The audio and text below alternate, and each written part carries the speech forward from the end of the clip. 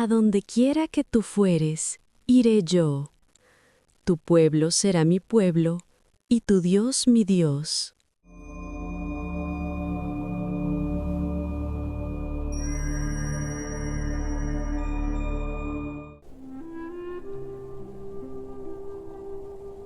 Cierra los ojos. Esta noche no vamos a ir al desierto ni a las orillas del mar. Esta noche vamos a ir a un camino de tierra entre dos tierras antiguas. Un camino que corre entre colinas suaves y campos de cebada dorada, bajo un cielo de tarde que se va apagando lentamente hacia el azul de la noche. Por ese camino caminan dos mujeres, una anciana y una joven, una suegra y su nuera, las dos viudas, las dos con las manos vacías, las dos solas en el mundo de una manera que hoy en día es difícil de imaginar, pero que en el mundo antiguo significaba una vulnerabilidad casi total. Y sin embargo, hay algo en ese camino que no es tristeza solamente. Hay algo que se llama lealtad. Y esta noche vas a conocer esa historia. Una historia que no tiene batallas, ni milagros dramáticos, ni mares que se abren. Solo dos personas, un campo de cebada y un amor que resulta ser la forma más silenciosa y más real de la providencia. Cuando todo se fue. La historia comienza con una familia que deja su hogar. Elimelec era un hombre de Belén, en la tierra de Judá. Su esposa se llamaba Noemí. Tenían dos hijos, Malón y Kelión. Era el tiempo en que los jueces gobernaban en Israel, una época de inestabilidad y de hambre. El hambre los empujó a moverse. Dejaron Belén, que irónicamente significa casa del pan, y cruzaron al otro lado del Mar Muerto, hacia la tierra de Moab. Era una tierra extranjera, con dioses propios y costumbres distintas. Para un israelita de aquella época, establecerse en Moab era un paso grande. Era soltar la tierra prometida y arriesgarse en lo desconocido. Pero lo hicieron. Y allí, en Moab, la vida siguió su curso durante unos años. Los hijos crecieron, y luego vino lo que nadie planea. Elimelec, el esposo de Noemí, murió. La viudez en el mundo antiguo no era solo dolor emocional, era una realidad económica y social devastadora. Sin un marido, una mujer perdía su protección legal, su seguridad económica, su lugar reconocido en la comunidad. Era como si de repente el piso bajo sus pies se volviera inestable. Pero Noemí tenía a sus dos hijos. Y los dos se casaron con mujeres moabitas. Una se llamaba Orfa, la otra Ruth. Por 10 años vivieron así, Noemí con sus nueras en tierra extraña, construyendo algo parecido a una vida, quizás no perfecta, pero estable. Quizás no lo que habían soñado, pero real. Y entonces murieron también los dos hijos, Malón y Kelión. Los dos. Noemí se quedó en tierra extraña, sin esposo, sin hijos, con dos nueras que tampoco tenían nada. Hay momentos en la vida en que las pérdidas no llegan solas, sino en cadena, una detrás de otra, sin que haya tiempo suficiente para respirar entre una y la siguiente. Noemí conocía ese ritmo. Lo había vivido 3 veces. Y tomó la única decisión que le quedaba: volver a su tierra. Había llegado a sus oídos que el Señor había visitado a su pueblo y les había dado pan. El hambre en Judá había terminado. Era hora de volver a Belén, a la casa del pan, al principio. El camino de la despedida. Noemí salió del lugar donde había vivido, y con ella sus 2 nueras, por el camino que llevaba de vuelta a la tierra de Judá. Pero en el camino, Noemí se detuvo, y se volvió hacia Orfa y hacia Ruth, y les dijo algo que ninguna suegra debería tener que decir. Andad, volveos cada una a la casa de su madre, y Jehová haga con vosotras misericordia, como la habéis hecho con los muertos y conmigo. Os conceda Jehová que halléis descanso, cada una en casa de su marido. Idas, volved, busquen una nueva vida. Ustedes son jóvenes todavía. Yo soy vieja, no hay nada que yo les pueda ofrecer. Búsquense otro marido en su propia tierra, entre su propia gente. Él las besó, y las 3 lloraron. Ese llanto en el camino entre 3 mujeres que se amaban y que la vida había traído a ese punto es uno de los momentos más humanos de toda la Biblia. No hay que explicarlo, solo hay que dejarlo ser lo que es. Orfa besó a su suegra y se fue. El texto no juzga a Orfa, no la condena. Lo que hizo era lo lógico, lo razonable, lo esperado. Volvió a su tierra y a su pueblo. Era la decisión inteligente. Pero Ruth se quedó. Noemí volvió a insistir. Tu cuñada se ha vuelto a su pueblo y a sus dioses. Vuélvete tú también tras ella. Y entonces Ruth habló. Las palabras que dijo en ese camino polvoriento entre Moab y Judá son quizás las más hermosas que se han escrito sobre la lealtad en toda la historia de la literatura humana. Escúchalas despacio. No me ruegues que te deje y me aparte de ti, porque a donde quiera que tú fueres, iré yo, y donde quiera que vivieres, viviré. Tu pueblo será mi pueblo, y tu Dios mi Dios. Donde tú murieres, moriré yo, y allí seré sepultada. Así me haga Jehová, y aún me añada, que solo la muerte hará separación entre nosotras 2. Solo la muerte hará separación entre nosotras 2. Ruth no tenía nada que ganar con esa decisión.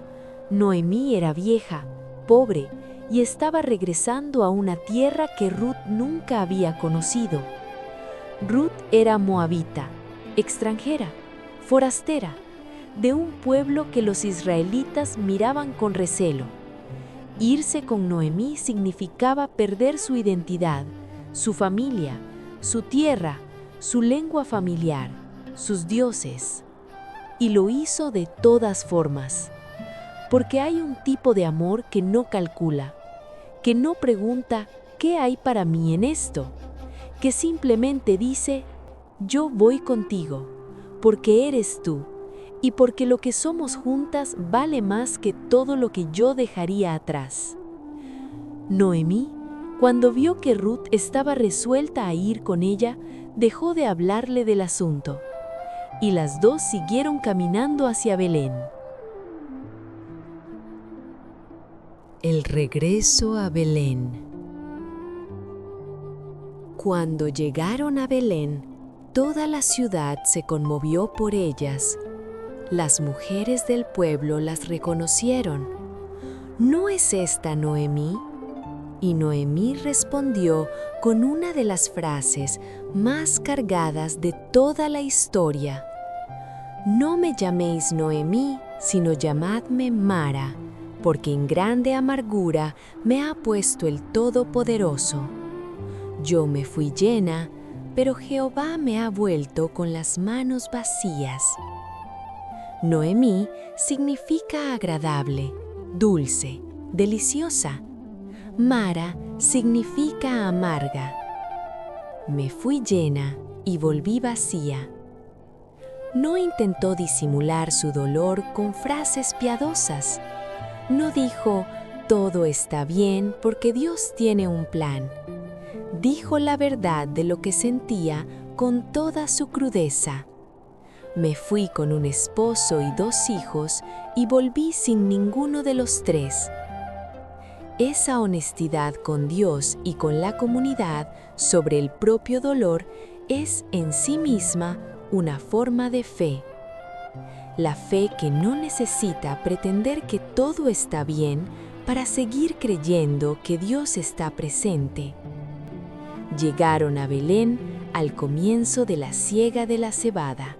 Ese detalle, que podría parecer un simple dato de calendario, es en realidad la semilla de toda la esperanza que viene. Porque la siega de la cebada en Belén significaba una cosa: había campos llenos de grano, y en los campos llenos de grano había una ley en Israel que protegía precisamente a las personas como Noemí y Ruth. La ley del espigueo. La ley decía que cuando los segadores cosechaban los campos, no podían recoger todo el grano que quedaba. Debían dejar los bordes del campo sin cosechar. Debían dejar las espigas que se caían al suelo.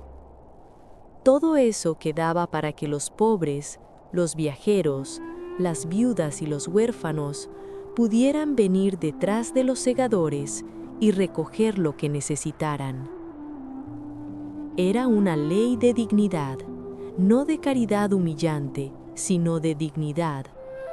El que espigaba no pedía ni dependía de la generosidad individual de nadie. Tenía un derecho legal a estar ahí y recoger. Y Ruth lo sabía, o lo descubrió, y le dijo a Noemí: «Te ruego que me dejes ir al campo y recogeré espigas en pos de aquel a cuyos ojos hallare gracia». Y Noemí le dijo: «Ve, hija mía». Los campos de Booz. Ruth fue y llegó, y recogió en el campo en pos de los segadores. Imagina esa escena: el campo de cebada de Belén en plena cosecha, el sol de la mañana sobre el grano dorado, el sonido rítmico de las hoces, los segadores trabajando en filas, cortando y dejando caer los manojos, y detrás de ellos, algunas personas pobres del pueblo recogiendo las espigas caídas, agachándose una y otra vez bajo el sol. Y entre ellas, Ruth, una joven extranjera con un vestido simple, el cabello oscuro cubierto por su manto de color tierra, recogiendo espigas con la concentración y la determinación de alguien que sabe que lo que recoja hoy es lo que comerán esta noche. Y ocurrió algo que el texto describe como si fuera casual, aunque en la Biblia pocas cosas son verdaderamente casuales. Y su suerte fue que aquella parte del campo era de Booz. Booz era un hombre prominente y rico de Belén. Era pariente de Elimelec, el esposo difunto de Noemí, un hombre de posición, respetado por su comunidad, de mediana edad. Ese día Booz salió de Belén hacia sus campos y saludó a sus segadores con una frase que revela mucho de su carácter: «Jehová sea con vosotros». Y ellos respondieron: Jehová te bendiga. Un patrón que saluda a sus trabajadores con una bendición, y sus trabajadores le responden con otra. No es el protocolo usual entre un rico y sus empleados en el mundo antiguo. Es algo más parecido a una comunidad. Booz vio a Ruth y le preguntó al capataz de sus segadores: ¿De quién es esta joven? Y el capataz le contó: es la joven moabita que volvió con Noemí. Ha estado aquí desde la mañana, ha trabajado sin parar y se ha quedado casi todo el tiempo en el campo. Y Booz fue hacia Ruth. Oye, hija mía, no vayas a espigar a otro campo, ni te vayas de aquí, sino quédate junto a mis criadas. Mira bien el campo que sieguen y síguelas. ¿No he mandado a los criados que no te molesten? Y cuando tengas sed, ve a las vasijas y bebe del agua que sacan los criados. La generosidad de Booz en ese momento no era obligatoria. La ley le decía que dejara las espillas caídas. No le decía que hablara con la joven extranjera, que la invitara a quedarse en su campo específico, que le asegurara que nadie la molestaría, que le ofreciera agua de sus propios criados. O eso era gracia, bondad que va más allá de lo que se requiere. Ruth se inclinó hasta el suelo y le preguntó algo que muestra su asombro sincero. ¿Por qué he hallado gracia en tus ojos para que tú me reconozcas, siendo yo extranjera? Y la respuesta de Booz es otro de los momentos de mayor ternura del libro. He sabido todo lo que has hecho con tu suegra después de la muerte de tu marido, y que dejando a tu padre y a tu madre y la tierra donde naciste, has venido a un pueblo que no conocías antes. Jehová recompense tu obra, y tu remuneración sea completa de parte de Jehová Dios de Israel, bajo cuyas alas has venido a refugiarte. Bajo cuyas alas has venido a refugiarte. Booz ya sabía la historia de Ruth. El pueblo pequeño habla, y la historia de la joven moabita que había dejado todo por su suegra había llegado a sus oídos. Y en lugar de ver a una extranjera con sospecha, vio a una mujer valiente que merecía reconocimiento. La era nocturna. Los días de espigueo pasaron. La siega de la cebada terminó, luego la siega del trigo, y Ruth siguió espigando en los campos de Booz, cercana a sus criadas, hasta que terminó toda la cosecha. Y mientras tanto, vivía con Noemí. Noemí observaba, y en sus ojos de madre y de mujer que había vivido mucho, comenzó a ver algo. Comenzó a ver la posibilidad de algo que no se había atrevido a desear. Un día le dijo a Ruth: ¿no he de buscar hogar para ti, para que te vaya bien? Y le explicó el plan. En Israel existía una costumbre llamada el Goel, el pariente redentor. El pariente más cercano de un hombre muerto tenía la responsabilidad y el derecho de casarse con la viuda, de comprar las tierras de la familia para que no pasaran a manos extrañas, de redimir el nombre y la herencia del difunto. Booz era pariente de Elimelec. Podía ser ese redentor. Las instrucciones de Noemí para Ruth eran precisas y llenas del conocimiento de una cultura que sabía exactamente qué gestos significaban qué. Le dijo que se lavara, que se perfumara, que se pusiera su manto mejor, que bajara a la era donde Booz estaría esa noche aventando la cebada. Cuando él se acueste, notarás el lugar donde se acuesta, e irás y descubrirás sus pies, y te acostarás allí. Él te dirá lo que hayas de hacer. En la cultura del antiguo cercano Oriente, descubrir los pies de alguien y acostarse a sus pies era un gesto de sumisión y de petición. Era una manera de decir: me pongo bajo tu protección. Me pongo bajo tu autoridad. Te pido que actúes en mi favor. No era un gesto romántico en el sentido moderno. Era un gesto legal, cultural, cargado de significado simbólico dentro de la institución del Goel. Ruth respondió simplemente: haré todo lo que tú me mandes. Y fue. Era a medianoche. El sonido del grano que cae y el viento que lo separa de la paja.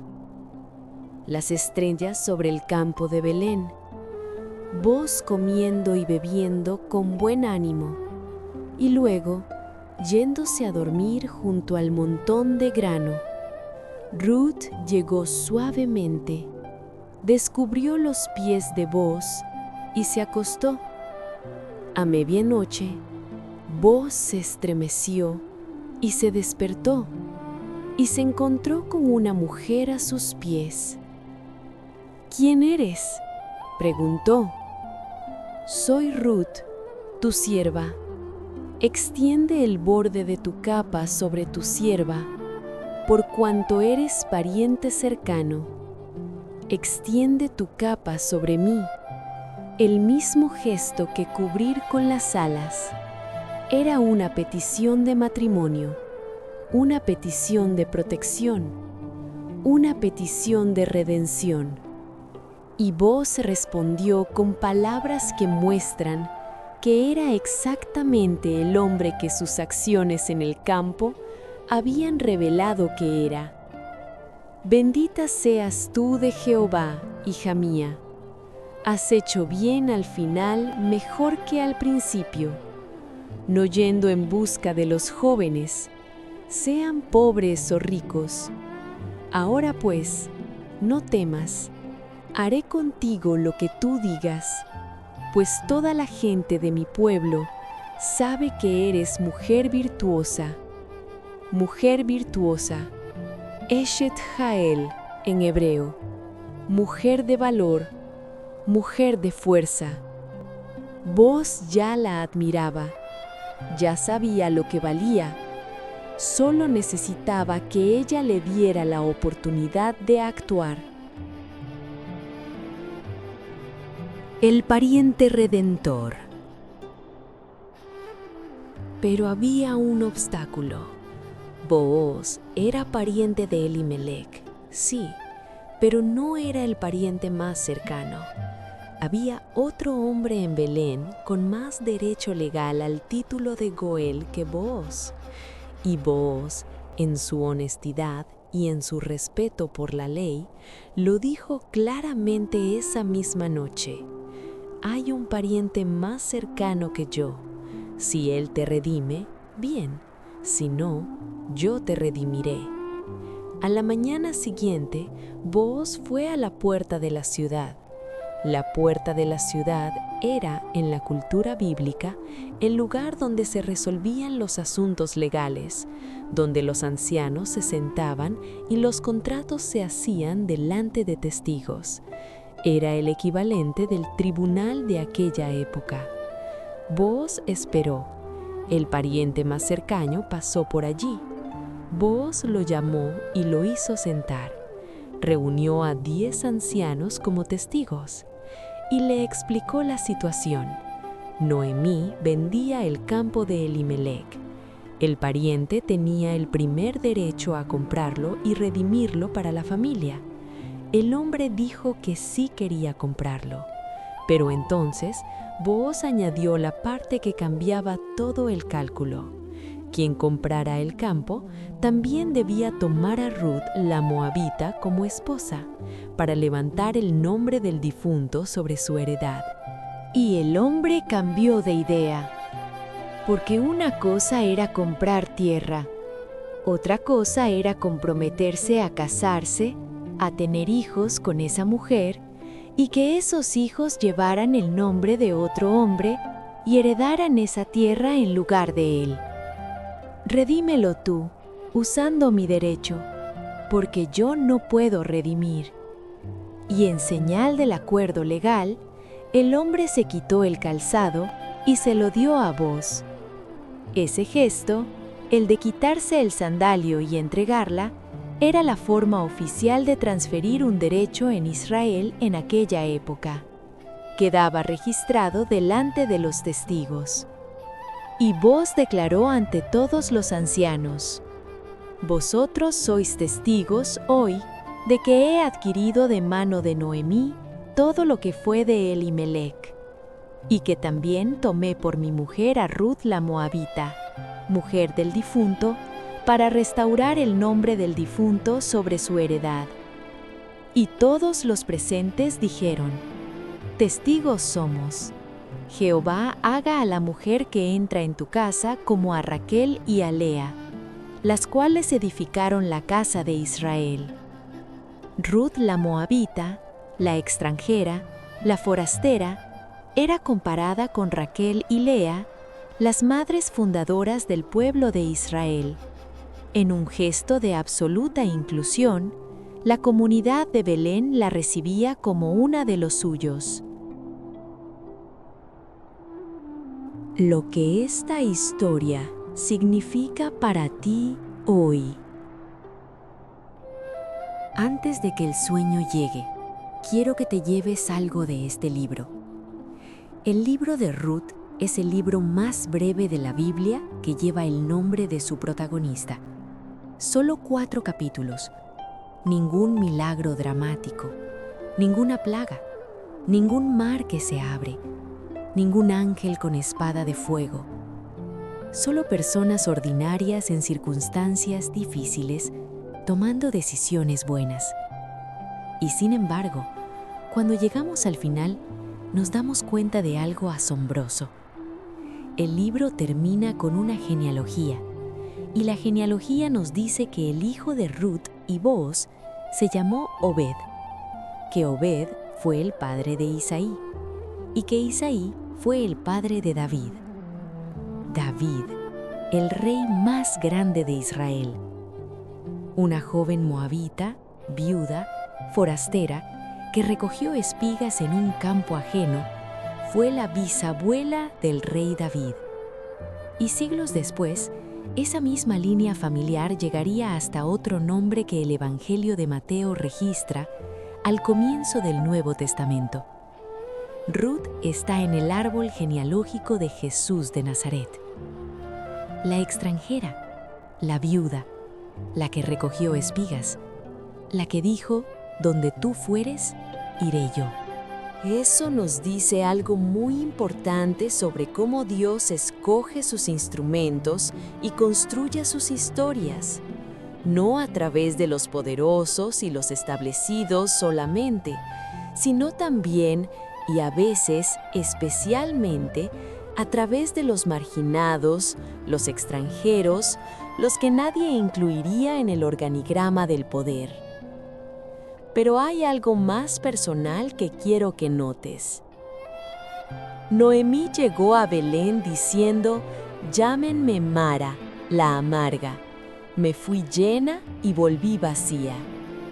En el momento más oscuro de su historia, no podía haber ninguna razón para esperar algo bueno. Y en ese mismo momento, caminando a su lado, estaba la joven que se convertiría en el instrumento de su restauración. La providencia ya estaba en camino. Noemí simplemente no podía verla todavía. Hay noches en que tú también sientes que volviste vacío de algo que antes tenías, que algo que una vez fue parte de tu vida ya no está, que el camino de vuelta a casa es más largo y más solitario de lo que esperabas.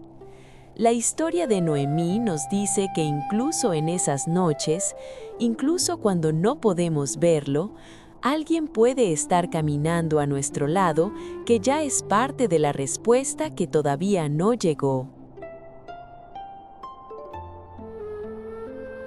El libro de Ruth termina con una imagen de plenitud.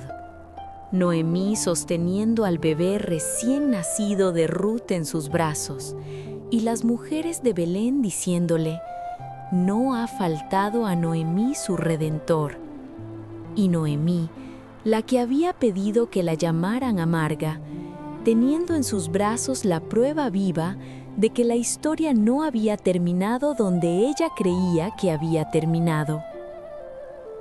La misma Noemí que caminó de vuelta por ese camino creyendo que llegaba vacía. No llegó vacía, llegó con Ruth, y Ruth fue más que cualquier cosa que la llenara. Esta noche, mientras el sueño llega, piensa en lo que tienes al lado que quizás no has sabido ver completamente, en la persona que camina contigo aunque no lo necesite, en la lealtad que ya está presente en tu vida y que a veces das por sentada. Y si esta noche eres tú el que se siente en el camino entre dos tierras, sin saber muy bien a dónde vas ni qué te espera en el otro lado, llévate esta imagen: un campo de cebada dorada, el viento sobre las espigas y la certeza de que hay alguien que ya vio lo que vales y está preparando un lugar para ti. Cierra los ojos, respira el aire del campo de Belén y duerme en paz. Donde tú estés, Él está.